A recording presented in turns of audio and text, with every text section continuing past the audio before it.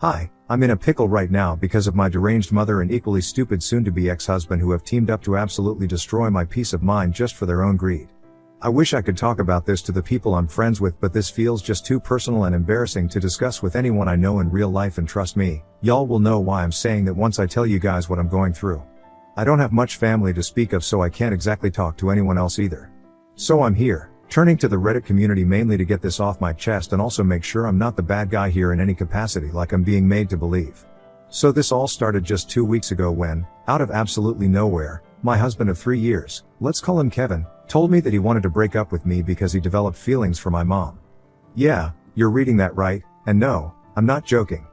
Believe me, I was just as taken aback as you guys probably are right now, and definitely a lot more disgusted when he confessed when he told me that he'd been having an affair with her for 3 months now.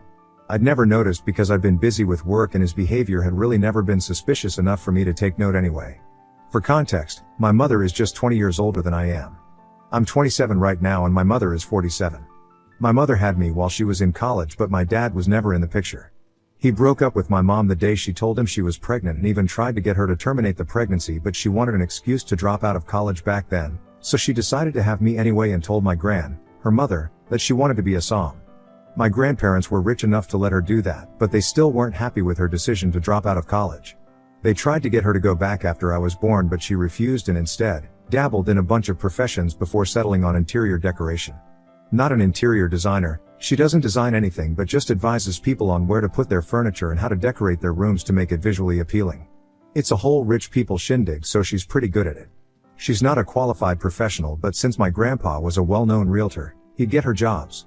My mom is the flakiest, most unreliable person I've ever known, and she's really lucky that she belonged to an affluent family because otherwise, she'd be out on the streets. I was practically raised by my grandparents because my mother never had enough time for me. She wasn't busy with work, she was busy being a social butterfly while I was a kid, and I actually used to think that my grandparents were probably my biological parents and my mom was my older sister or something. That's how I spent my childhood, and by the time I hit my teens, I had no hopes for my mother because she was still just as carefree about her life as she was in the past. My grandpa passed away while I was in 7th grade, and then on, it was just me and my gran against the world. The world, including my mother, because most of the time, she was a total pain to deal with. I mean, if you ever have to explain to your mother as a 15-year-old why it's not a good idea for her to go to Iceland with a guy she met on Tinder just 2 days ago, then you'd know what my teen years were like. She's a total idiot and has no concern for how her behavior affects other people, not even her own family. Gran had drilled the idea into my head that I was on my own after she passed on because my mother would never be of any help to me. So I worked bloody hard and made my way to the top of the company I work in right now because I didn't want to leave anything to chance. I'm the COO at my firm and I earn twice the amount Kevin does. He's the head of sales at a smaller firm, but I'd never, ever judged him for it or made him feel smaller. Part of the reason for that was the fact that I'd graduated from one of the finest business schools in the state and interned at the very company I work in right now, thanks to Gran's connections. She taught me to be humble, unlike Kevin and my mother who thought they were real big superstars over something they weren't even sure of yet. I met my husband at a common friend's birthday party about 5 years back, and we got along like a house on fire because we shared a lot of common interests. We went out for 2 years, and when he proposed, I didn't have to think twice before I said yes. He was a good man, or at least I thought he was back then. He'd always joked about how I had a hot mother, which wasn't entirely untrue. I would never call her hot because she's insane and also she's my mother, but I cannot deny that she fits the beauty standards well for her age. I mean, she's made a significant amount of money from scamming people into believing that her so-called feng shui decor worked. And a lot of that money has gone into makeup and Botox, so of course she's attractive for her age. Also, I don't mean to demean the actual professionally trained decoration specialists, and I guess maybe the real feng shui works, but whatever my mother does is a scam because she literally doesn't know the first thing about it. I respect the people who actually know what they're doing, but since my mom doesn't count as one of those professionals and she's also just a generally crappy person, I think I'm allowed to speak badly of her. I'd thought Kevin would be different from the other men I dated in the past, though, and that I'd be able to trust him, but that turned out to be a bust as well. He'd joke about how my mother was hot enough to pass off as my sister, and despite my strained relationship with her, I'd laugh it off because nobody would imagine that something like this could actually happen to them. I'd only ever kept in touch with my mother because of Gran. She made me who I am, and I'll be eternally grateful for that, even if that meant having to deal with her psychotic daughter. She was never ready to give up on mom because she was a good woman who loved her daughter in spite of all her flaws, and then there's my mom, who could never bring herself to love me more than herself in spite of all the efforts I put in. Even after Gran passed away almost a year ago, I still tried to keep in touch with my mom. Our relationship was bad, but I still found myself looking out for her, more out of a sense of obligation towards Gran than for her sake, but that ended when Kevin told me about the affair. 2 weeks ago, He sat me down after I returned in the evening from a business trip and told me with a straight face that he was in love with my mother and that they wanted to be together now. I thought he was joking at first and laughed at it, but for the first time, he didn't laugh. He went on to tell me, in great detail, how he and my mom had been fooling around behind my back for 3 months. Kevin and I fought over something stupid and my mother had texted him at the time to ask for advice on how to fix her headphones. That's how they got to talking, and slowly it turned into something more than a friendship. They didn't intend to take it far initially, but it just happened and they couldn't help themselves. I'm sure Kevin didn't mind that my mother looked so much like me, too. I kicked him out that very night and he left without much of a fuss because he knew that he could just go to my mother's place instead. I think I must have finished an entire bottle of wine while crying like a damn baby that night. I was up till the wee hours of the morning, just sobbing so hard that my eyes swelled up to twice their size. At around 4:30 in the morning, not being able to deal with the overwhelming anger and pain of it all, I decided to text my mother. I was drunk and that was probably what pushed me even more to send that text. I called her a lot of names and told her she was a crap daughter to Gran and a crap mother to me and was getting even worse with age. I told her that she was a con artist at best, and once her Botox and fillers wore off, Kevin would see her for the ugly which she was and dump her as well. I didn't expect her to respond to that, but she did, and boy was that response eye-opening. She told me that she might lose her beauty one day, but she'd never lose her bank balance, which was about to increase tenfold, thanks to Gran's will. I'd totally forgotten about that while grieving Gran, but her lawyer had told us that we'd be informed of what exactly she'd left us after the probate period passed. It would take almost 6 to 9 months and it had already been 7 months, so we'd be hearing from him shortly. Gran had instructed her lawyer not to inform us of what exactly to expect before the probate period passed. The only thing that we were allowed to know was where she wanted to be buried, and that's all. So neither my mother nor I knew what she'd left us, but since she had a lot of money, assets, and property, we were expecting a lot. Or rather my mom was, because all I cared about at the time Gran passed away was that she was gone and now, I was truly on my own. The contents of her will didn't matter to me much because either way, I don't care for money more than my relationships. But evidently, Kevin did, and that's why he chose my mom over me, because both of them expected her inheritance to be greater than mine. They must have been confident about it, too, because the way my mother bragged about it to me made me feel as if she'd already heard back from the lawyer and knew what she was going to be inheriting before I did. Anyway, I didn't reply to that text afterward and tried to erase it all from my mind. I spoke to my lawyer the very next day and told her that I wanted to file for divorce at the earliest. Within a week of Kevin's confession, I'd filed for divorce and he'd been served. Now all we had to do was wait for this to end so he could live out the rest of his days with his ex-wife's mom, but something miraculous happened and I truly have to thank Gran for this one, because even after she's gone, she still has my back. I'd already requested Gran's lawyer, the executor of the will, to inform us separately because I couldn't bear to be in the same room as my mother and Kevin. So 5 days back, she told me that my mother had already been informed of what she'd inherited and it was my turn now. I visited her with zero expectations because I really didn't know what was going to happen, but while leaving, I think I must have been the happiest damn person to exist on this planet at the time. I'd inherited all my grandmother's money, assets, and property, while my mother inherited nothing but a diamond ring and matching diamond earrings that Gran used to wear. That's all my mother inherited. Apparently, the reason Gran left everything to me was because she'd looked after my mom her entire life, but now that she was nearing 50, my mother was old enough to start looking after herself. So ironically enough, my Gran, who had always told me that I'd be on my own after she passed away, had made sure to make me independent enough not to rely on my inheritance, and the one woman who'd been counting on Gran her entire miserable life had been left with absolutely nothing. So really, she was the one who was on her own.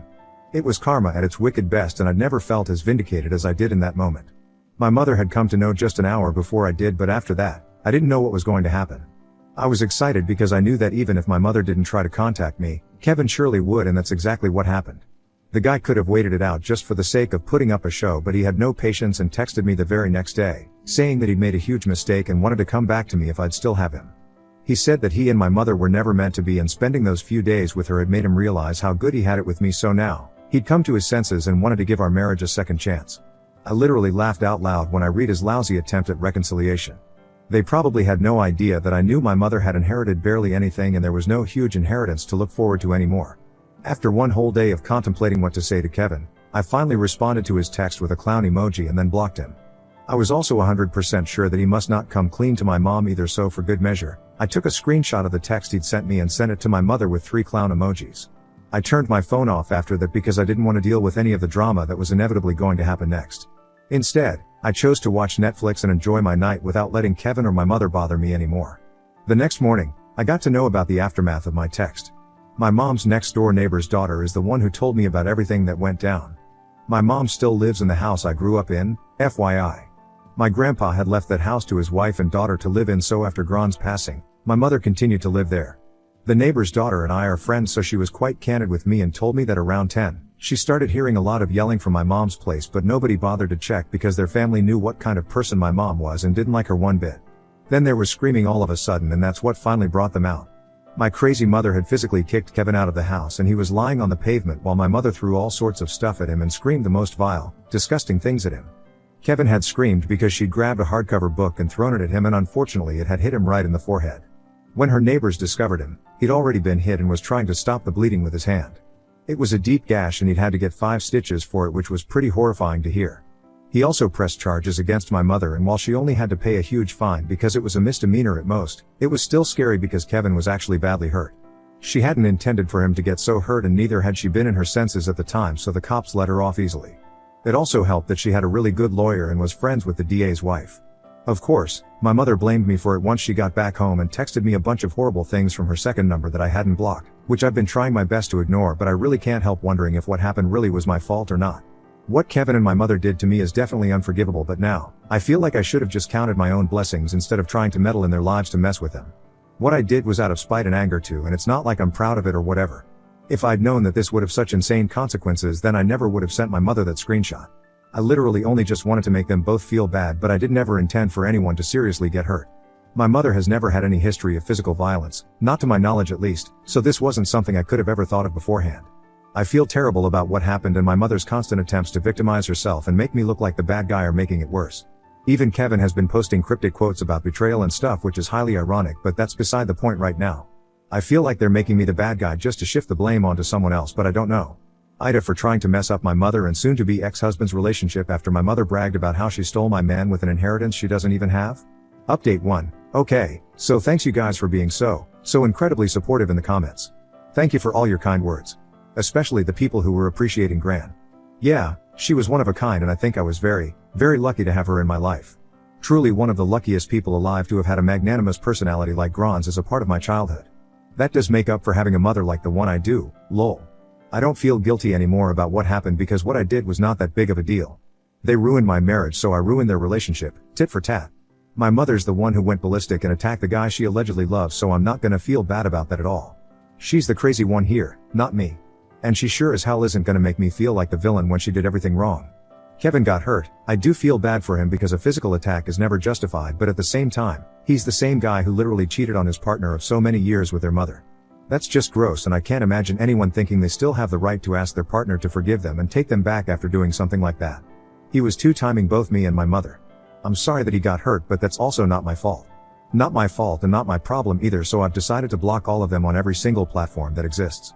Heck, I even blocked my mother on PayPal. So you know it's serious, haha. On a serious note, though, I've also been thinking about a restraining order because my mother lost it. There's no telling what she might get up to next, and if she's annoyed at me for ruining her relationship, she might come for me next.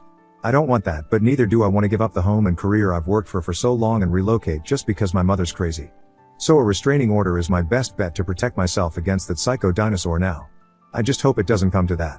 Update 2. It seems that I might have to file for a restraining order after all. I'd ignored my mother altogether for almost 2 weeks and was beginning to move on. Kevin had also responded to my divorce petition and he wasn't contesting it, so it felt like things were falling back into place, and with copious amounts of therapy and self-love, I'd finally get over this nasty incident. Unfortunately, my mother decided to return to terrorize me, and yesterday, I found her waiting for me in my front yard right outside my door. I'd just come back home after a long day of work and I was in no mood. I told her to get away or I'd call the police from inside the car, but she didn't budge and instead told me that I could try whatever I wanted to, but she wasn't going to move until she had a word with me about the inheritance. I told her she could speak to me from a distance because I was curious to know what she wanted to say. So she told me very plainly that she wanted half of whatever I'd inherited because it was fair since Gran was her mother and not just my grandma. I actually laughed in her face and told her that she was the last person who should be talking about what's fair. Then I told her to get out because I wasn't giving her jack and dialed 911 in case she tried anything funny. She glared at me, then started walking towards my car, and I instinctively rolled up my windows. I did it just in time too, because as soon as she came close to the car, she gave it one swift kick in the passenger side panel and dented it. I saw the dent only after I got out of the car, which I didn't do until I'd watched her get into her own car and drive away a considerable distance. I photographed it for evidence, and I'd already have the security footage from the cameras outside my house to prove that my mother had caused the dent. Then, I called my lawyer and told her what had happened and said that I wanted to file a restraining order against my mother as well. So now, that's happening as well. I guess my mother just doesn't like the idea of living a peaceful life and has to screw things up all the time. I did try to file a police report for it, but since she's friends with the DA's wife, the precinct head told me that his hands were tied and he couldn't help the situation. It's fine though, because at least I have the security footage and she can't change that. It shows her face and everything as well. I've even downloaded it and backed it up on my laptop so that I don't lose it at any point. The next couple of days are going to be stressful as hell with all the trips I'll have to take to court, but at least I'll get rid of these people. Update 3. Hey, everyone. It's been busy lately with the divorce proceedings and everything. We're in the middle of settlement negotiations right now and it's so damn frustrating. At least I managed to get a restraining order against my mother last week, so that's done with. Phew. Kevin and his lawyer have concocted a bunch of lies, so I'm trying to put together all the proof of him cheating for the next meeting and hopefully, that'll be an end to this. It's annoying, but I'm going to therapy regularly to deal with my anger and process it so it doesn't get in the way of my daily life. If I've learned anything from this, it's that I don't want to end up like my crazy mom. I just had to vent here for a while, but I feel better now and I guess I'll be back whenever the divorce is finalized. For now, this is it.